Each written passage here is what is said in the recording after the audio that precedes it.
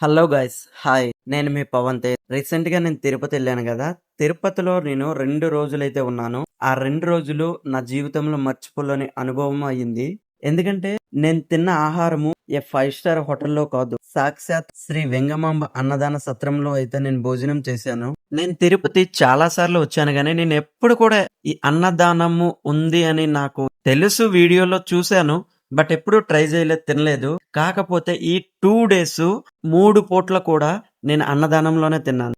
Morning tiffin, afternoon lunch, night dinner ఎంత బాగుందంటే అసలు ఆ మాటల్లో కూడా చెప్పలేను. ఎంతో పెద్ద పెద్ద హోటల్స్ లో తిన్నాను, కేఫ్స్ లో తిన్నాను, కానీ ఇంత టేస్టీగా ఉన్న ఫుడ్ ని మాత్రం ఎప్పుడు నేను ట్రై చేయలే.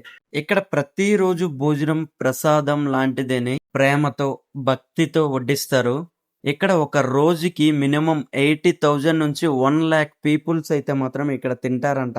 ఎటువంటి తేడా లేకుండా అందరికీ సమానంగా ఆప్యాయత వడ్డిస్తారు ఇక్కడ.